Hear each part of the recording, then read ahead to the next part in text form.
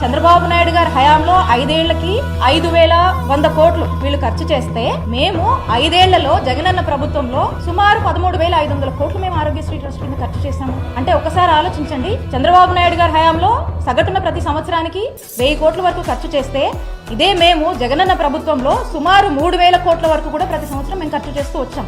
ఇది పేద ప్రజల ఆరోగ్యాన్ని బాధ్యతగా భావించినటువంటి మానవత్వం ఉన్నటువంటి ప్రభుత్వం జగనన్న ప్రభుత్వం ఖర్చు చేసినటువంటి విధానం. ఎందుకంటే మాకు పేద ప్రజల ఆరోగ్యం పట్ల పూర్తి బాధ్యత మాకుంది. ఈ రాష్ట్రంలో పేద ప్రజలకు ఏ సమస్య వచ్చినా వాళ్ళకి అది భారం కాకూడదు, అది ప్రభుత్వం బాధ్యత తీసుకొని వాళ్ళకి ఇచ్చినటువంటి భరోసాగా మేము తోడున్నాం. మరి ఈ రోజున చూస్తే ఏ దుస్థితిలో ఉంది కూటమి ప్రభుత్వాన్ని నేను డిమాండ్ చేస్తా ఉన్నాను. ఏదైతే 3,000 కోట్ల పెండింగ్ బిల్లులకు సంబంధించినటువంటి బకాయిలు ఏవైతే ఉన్నాయో అవి ఇమీడియట్ గా చెల్లించి ఈ నెట్వర్క్ హాస్పిటల్స్ అన్నింటినీ కూడా ఫంక్షనింగ్ తీసుకొచ్చి ప్రజలకు ఎటువంటి ఇంటరప్షన్ వైద్య సేవల్లో కలగకుండా చూసుకునేటువంటి బాధ్యత మీద మేము డిమాండ్ చేస్తా ఉన్నాం.